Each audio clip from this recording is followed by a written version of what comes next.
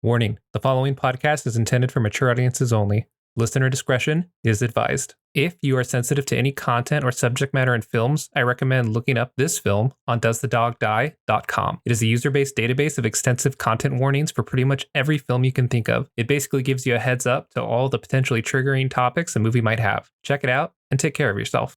Welcome back to We Creeps, the podcast where you can get all of your spooky without any of the scares.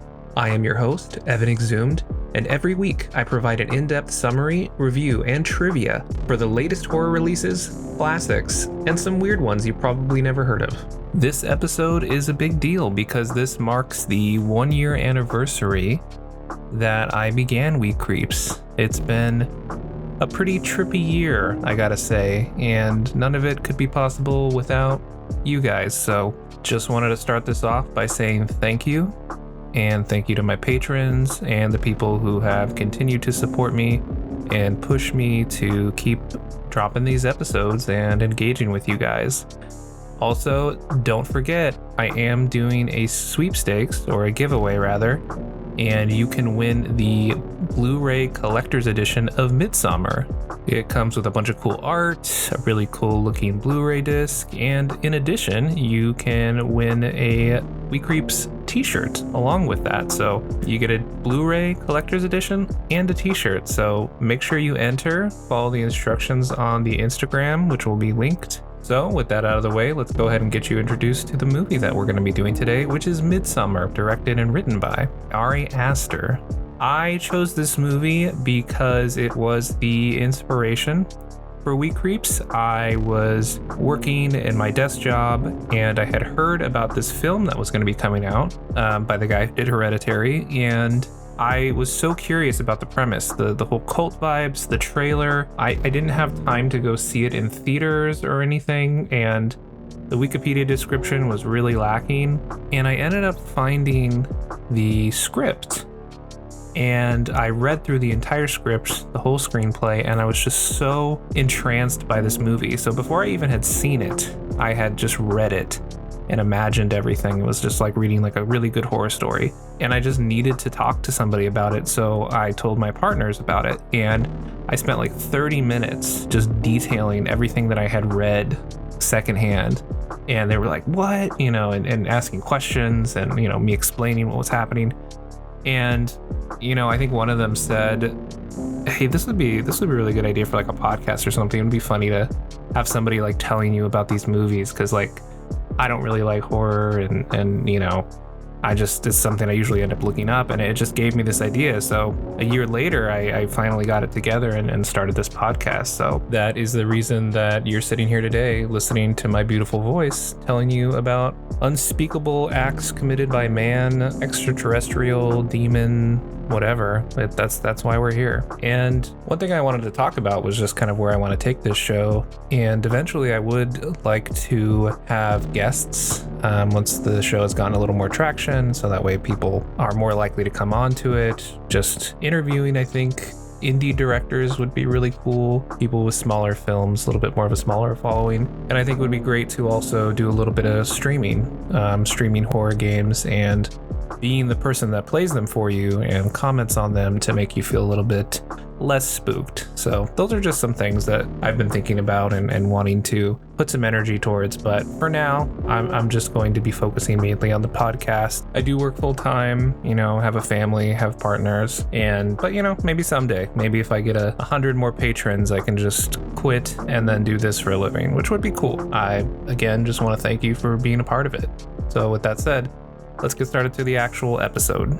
So as I mentioned earlier, Midsommar is written and directed by Ari Aster. It stars Florence Pugh, Jack Rayner, William Jackson Harper, Will Poulter, Wilhelm Bulgren, and many more. There's a lot of freaking characters in this movie. The film came out in 2019, and it's about 3 hours long. So this will be a little bit of a longer episode, but not as long as the actual movie. And this movie does get a little gross, so this is definitely a good one to listen to if you cannot stomach that kind of stuff. With all that said, let's go ahead and get started on the summary of the 2019 horror film Midsommar. The film begins with our main character, Dani. She is about in her mid-20s, college student age, and she is concerned about her family. Her sister has sent her an email and says, I can't do this anymore. Everything's all black. I'm taking mom and dad too. Goodbye. And so Dani is quite disturbed by this, and we do see a little shot of her parents laying in bed, breathing very heavily. Not sure what's happening here, but we're about to fucking find out. So Dani, thinking that she has a really supportive boyfriend, calls her boyfriend Christian, and she tells him about how she's worried about her sister, that her sister's bipolar, etc. And Christian's just kind of like, man, she's just doing that shit for attention. Don't even worry about it, babe. I'm going to go eat some pizza with the boys. So, deal with that yourself. And she's still pretty distraught, and she calls her friend, and we learn a little bit more about Dani and Christian's relationship. She often feels like a burden to him. And then we see a scene with Christian and his friends. There is Josh, there is Mark and Pele. They are all kind of just sitting around talking. And Josh and Mark are like, man, you got to break up with her. She's crazy. She's really needy. Mark is like, bro, she's like abusive. Like she's like emotionally abusing you. And it's just really funny because like clearly that's not the situation that's happening here. But it's interesting how you can kind of see men in this situation misusing therapy speak to sort of put the burden on the woman rather than Christian, who's kind of being a shitty boyfriend. We also learned that they are currently working towards their masters or PhDs, these four boys, and that they are planning on going to Sweden later this year. However, Christian gets a phone call from Dani, and it is revealed that her sister killed herself and killed her parents. What she basically did was hook up a few tubes to their car's exhaust system, and she piped the tubes into her parents' bedroom and then duct taped the other part of the hose or whatever to her mouth, causing them to die of asphyxiation. And yeah, Dani is really, really upset about this, and Christian goes to her house to comfort her, and she's just screaming and sobbing, and he just looks uncomfortable the whole time. He doesn't even look like he really cares. So this is going to be a huge theme in the movie, their relationship, and it's going to play a big part of the events that are to take place. So a little time passes, and we see that Dani is just really depressed, understandably so. And Christian, just as usual, seems like he wants nothing to do with her. They end up going to a party together where she has a conversation with his friends about how they're going to be going to Sweden. Josh, specifically, who is played by William Jackson Harper, I just refer to him as Cheaty most of the time, if you've seen The Good Place. And she learns that he was planning to go to Sweden and just didn't happen to tell her. And they have a conversation where he just like, well, I just decided today that I was going to go, but he already has a plane ticket. So he basically just kind of gaslights her and makes her feel crazy. And he then begrudgingly invites her to come along. The reason that they're going to Sweden is because Pele, one of Christian's friends, is from this like very small town, or rather village, and Josh is doing his PhD research on this specific village or villages in that area. So he's going with him, and then everybody else is just tagging along for a cool vacation. So right before the trip, Dani hangs out with Christian and his friends, and we get to learn a little bit about Pele and his culture in Sweden. And they do this like 9-day festival every year, and we see some pictures of them, and it's this very Swedish, old-timey kind of outfits and stuff. And we then transition to them on the plane going to Sweden, and Dani is still having a really rough time. She's crying a lot, secluding herself to the bathroom for a little bit. She's just still going through it. Once they land, they take a multi-hour journey to get to Pele's village. A lot of the scenes in this are intentionally upsetting or unsettling, like the camera goes upside down. We see that Josh is studying a runic textbook of like Nordic Swedish languages, like all these different runes and stuff. And in the center of those runes is a Nazi symbol. And, the Nazi symbol originally means something completely different, but I still think it's interesting to have it there to create a sense of discomfort with the audience because it means something very different now. In addition, Josh is a black man, so it is a little upsetting or weird to see him carrying a book that has a, famous Nazi symbol on it. So there's just a lot of little touches in this movie by Ari that just are so interesting. I mean, just like if you look for it, you'll find something interesting in pretty much every scene of this movie. So they end up at the village, kind of like on the borders of it, where people are arriving, people who are from out of town or who, went out going to college and coming back to visit family. We meet Pele's brother and also a couple that he's brought with him. They're a couple of his friends, and their names aren't really important, so I'm just going to refer to them as the couple or the brother. So the first thing they all decide to do is do a bunch of shrooms. That just, when I'm in an unfamiliar place and I haven't gotten my bearings yet, I haven't even unpacked, I don't think taking mushrooms or psilocybin, is really the first thing that I would do. But hey, that's just me, I guess when in Sweden. So yeah, they all take mushrooms. So, of course, after about an hour, Dani just starts to have a really bad trip. She starts thinking about her sister, her parents, who just all died recently. And she starts just running around, panicking, having panic attack. And then I guess she passes out and sleeps for 6 hours. So that's a thing. And one of the interesting things about this film is most of it is filmed during daylight because in Sweden, during this part of the year, the days are 18 hours long or something ridiculous. So it's 9 p.m. and it looks like it's, 12 p.m. in the afternoon. So they collect themselves and then finally get to the actual village itself instead of just being on the fringes. And everyone is dressed in white robes, very culty, but very friendly. People are playing flutes and shit when everybody starts coming. Pele says, this is all my family. We're all related. I love them. And it just seems very welcoming overall. One of Pele's family members, an older gentleman, says that the festivities will officially begin tomorrow. However, they all kind of gather around, have a little bit of food, do a few of their little rituals and things like that. People are dancing and stuff, so the boys go to start dance.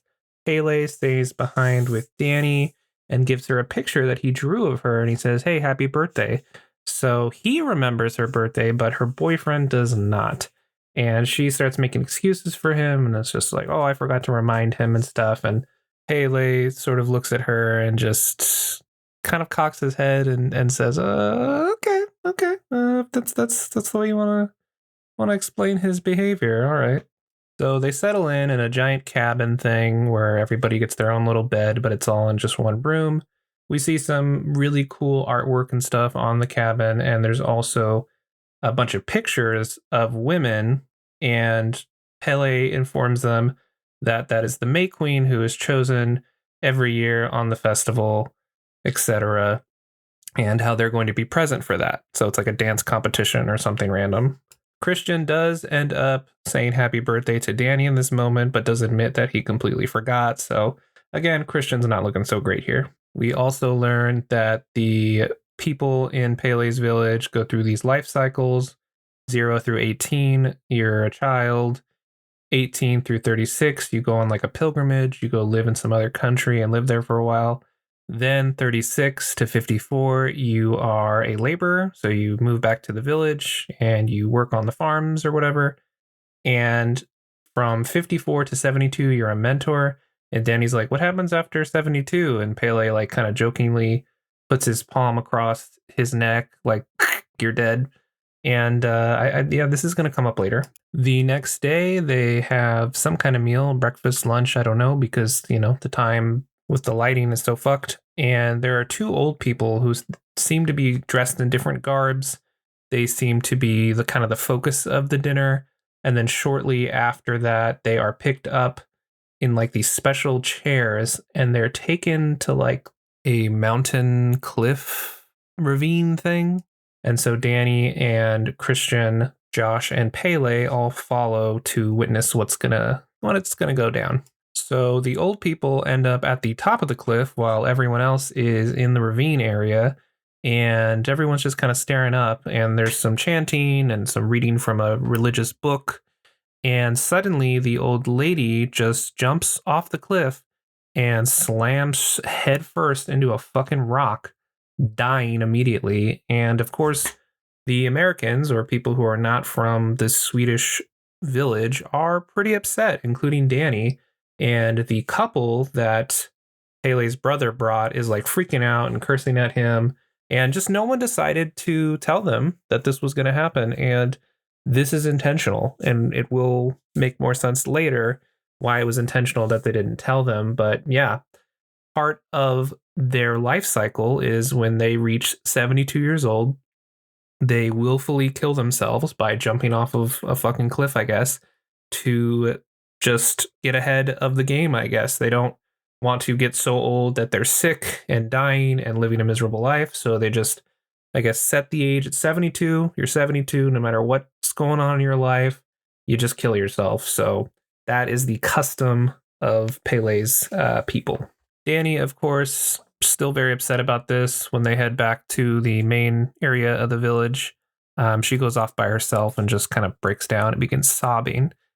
Christian joins Josh, who's doing his whole research paper and stuff on this culture, back in the cabin. And Christian is now trying to basically steal Josh's PhD. He's trying to create his own project, specifically revolving this little village. Josh, of course, is pissed because he's been working on this for fucking years, and Christian just all of a sudden decides, yeah, I think I'm gonna do my research on this, and that creates some tension between these two characters. So Christian kind of leaves in a huff and is like, well, if you don't want to collaborate with me, then whatever, but I'm still doing my thesis on this. And he's just kind of shit. I don't like Christian. He's not meant to be liked at all.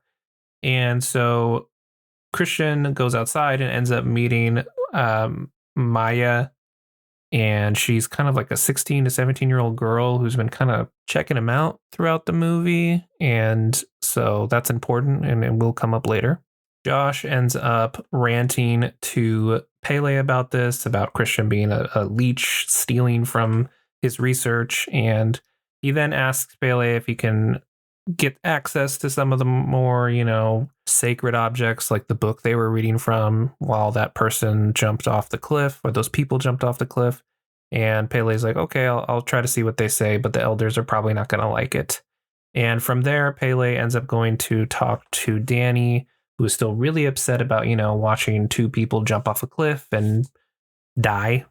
Pele ends up comforting her, telling her that his parents also died when he was a young boy, and he basically became an orphan, but thanks to this community and the family that they are, he turned out okay, and he was raised and felt really welcomed and comforted and felt like he really had a family. And he tells her that you deserve to feel all of those things. Pele is being like a better boyfriend than Christian is, and he's not even her fucking boyfriend. So despite where this movie is inevitably going to go, I still really stan Dani x Pele. I think they make a great couple, and I hope that they do get together, maybe.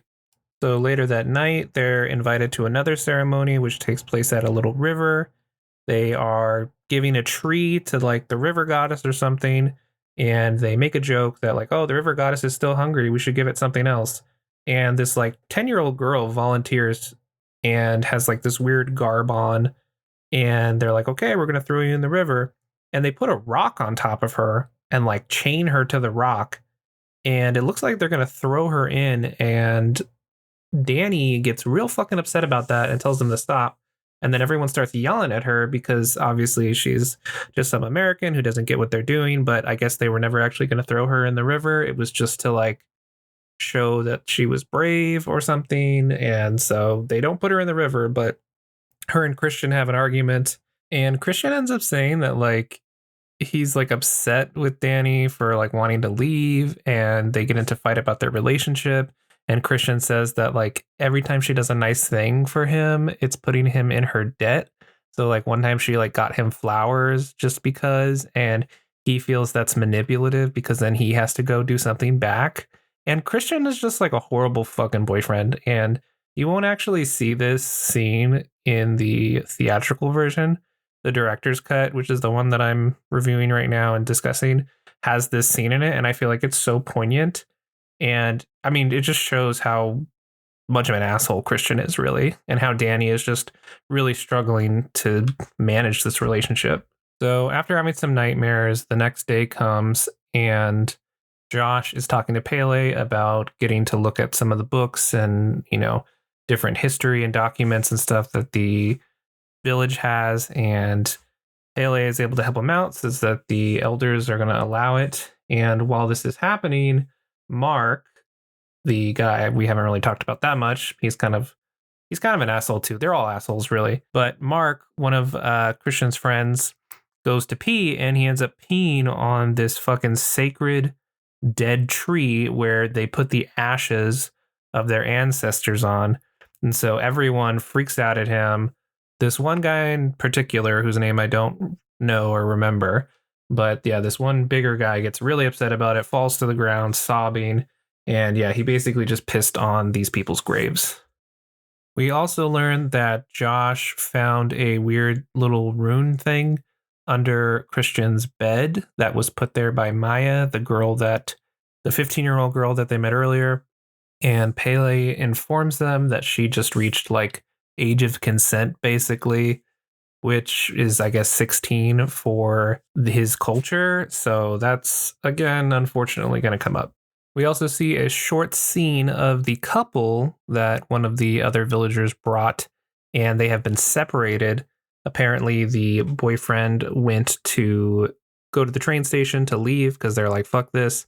And the girlfriend is like, I don't think he would just leave without me. And one of the villagers assures her that they just didn't have room in the truck, and then he decided to go first. And she's extremely suspicious and really upset and emotional. And so we get a little glimpse into that funny business right there. We then see a scene of Josh, the one who's doing his whole thesis on this, speaking with an elder over their prayer book. The elder reveals that the person who writes the prayer book and the prophecies or whatever is a intellectually disabled member of their village. And the elder specifically says that they inbreed these oracles, as they call them, because the mentally handicapped are somehow free from distraction and are able to speak to the source of God or something like that. In another scene, we see Dani helping out with dinner, which is going to be like a meat pie and some lemonade. We also see Maya, the girl who's interested in Christian, the underage girl. She puts one of her pubes in his pie and some of her menstrual blood in his lemonade. So it appears she's trying to cast some kind of love spell or something on him. So at the dinner, Mark, the guy who pissed on the tree, is invited by one of the girls to come along with her. So he thinks he's about to get some Pound Town, little trip to Flavor Town, but I don't think it's going to go quite that way. Later that night, Josh sneaks into the little hut that contains the sacred text. He starts going through the pages, taking photos of it, which he was explicitly told not to. And then all of a sudden, he sees his buddy, the tree pisser, Mark, appear behind him. And he's like, what the fuck, man? Be quiet. Like, we're going to get caught. Don't sneak up on me like that. And as Mark approaches him, he realizes that that's actually not Mark. That's Mark's skin. And it's a man wearing Mark's skin over his face. Suddenly, another villager appears behind Josh and hits him over the head with a giant hammer, killing him or knocking him unconscious. Well, I'm just going to tell you, they fucking kill him. And we see a full shot of Mark's skin just on this dude's face, and he's just like moaning and groaning with it on. And it's fucking really unsettling. I'm watching this in like 4K as I do this podcast, and it is just, God, it is disturbing. The next day, a few of the village elders announce that the book has been stolen and that they suspect it was Mark and Josh who like ran off with it. But we know in reality that they killed Mark and Josh and are just using that as an excuse for the remaining people to not panic. From this point, they're now doing the May Queen dance competition. They make some crazy ass mushroom fucked up lemonade, and Dani gets into the proper attire with a little flower headdress on, and she pounds that shit. The rules for the May Queen are then announced. Basically, all the women get together and they dance until whoever is left standing is the May Queen. Their culture did this until they died, I guess, hundreds of years ago or something, but now they just do it until they fall down. So whoever lasts the longest is announced as the May Queen. Christian then has a conversation with Maya's mother and is like, hey, you're like a perfect match for my daughter, basically, and she's been super into you before you even came here. Pele showed her a photo of you, and she for sure fed you her pubes and her period blood. So I'm cool with if you want to bang her and like get her pregnant. You can't marry her, but it would be kind of cool if you could do that. And from your perspective, it would be pretty interesting from like a anthropological perspective to understand the mating rituals of this thing that you're doing research on. And Christian's just kind of like, well, I have a girlfriend, but like, could I still like watch you guys like do it for research? And we don't actually get a confirmation or not whether or not he consents to this, but he ends up leaving the little hut that they had the conversation in, and more dancing occurs with Dani. Christian is given a weird mushroomy drink from one of the villagers, and then they specifically say, oh, this is to tear down your defenses and make you vulnerable. And Christian's like, okay, I guess.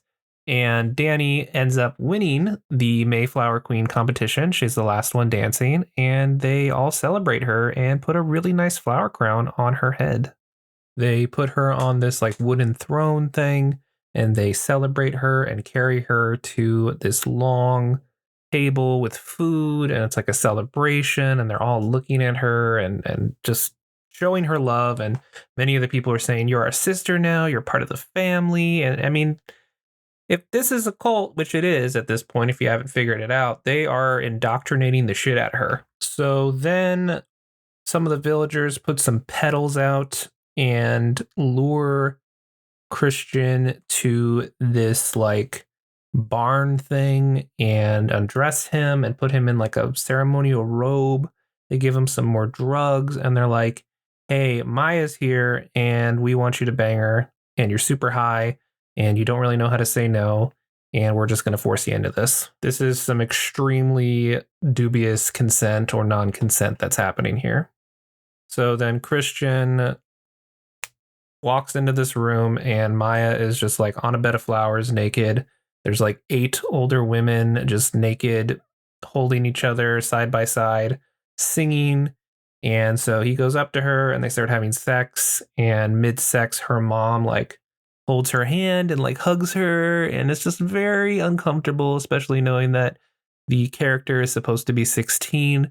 I looked it up. The actress is actually 26, so a little less scary here, but yeah, it's very uncomfortable. So after Dani gets finished with some more Mayflower Queen shit, she notices the moans that are coming from the barn and goes to investigate, and she peeps through the keyhole and sees her boyfriend banging a miner.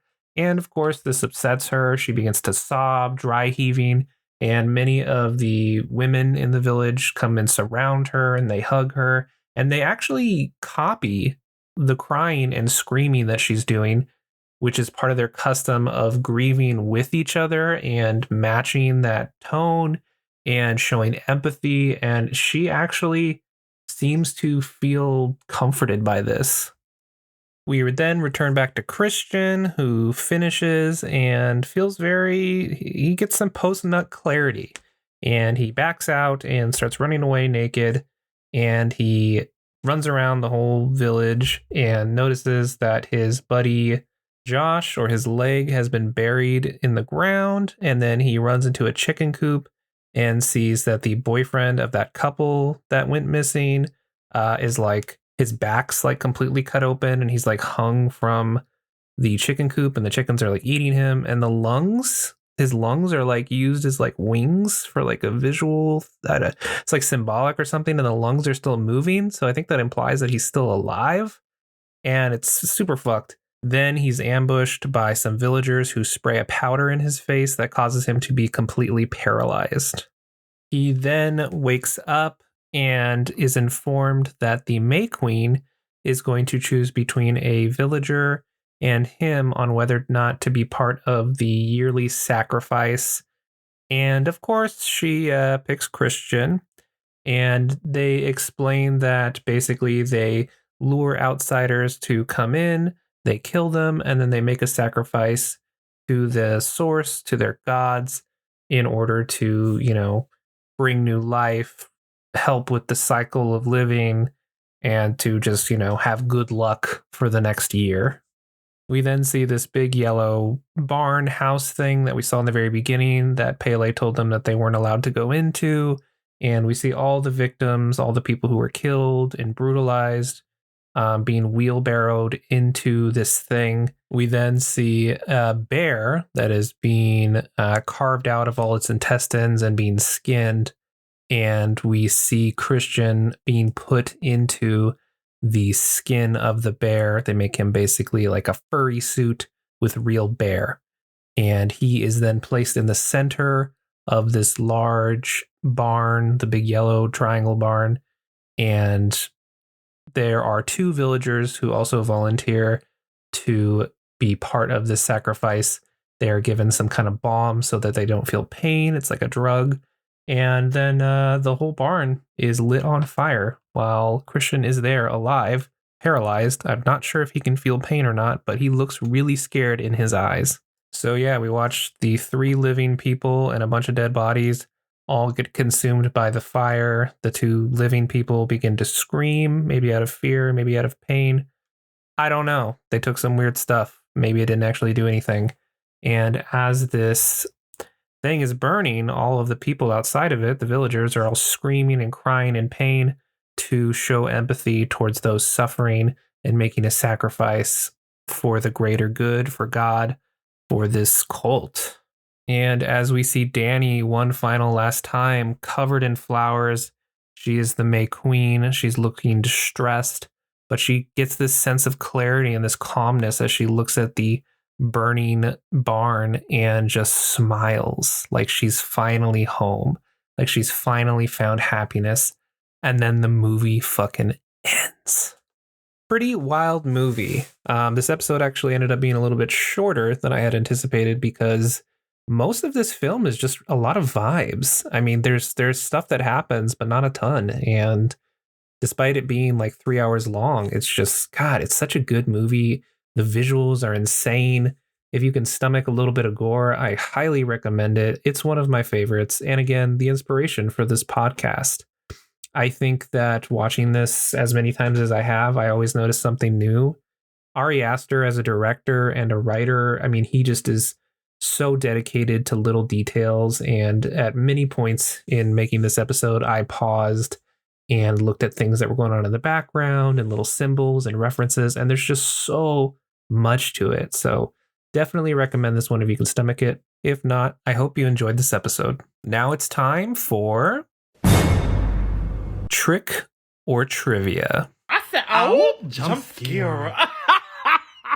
Trivia number 1, after the sex scene with Christian, he was originally supposed to run away in a robe and be completely covered, but the actor Jack Rayner himself recommended that he run out completely nude to be more vulnerable, which he thought of because he had just watched Last House on the Left and thought that for many horror films, female characters were the ones running around vulnerable and disrobed.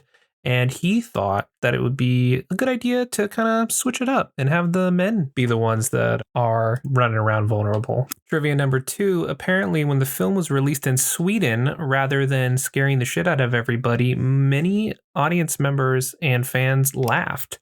Many Swedish critics ended up praising the film as an excellent black comedy rather than something super scary and serious.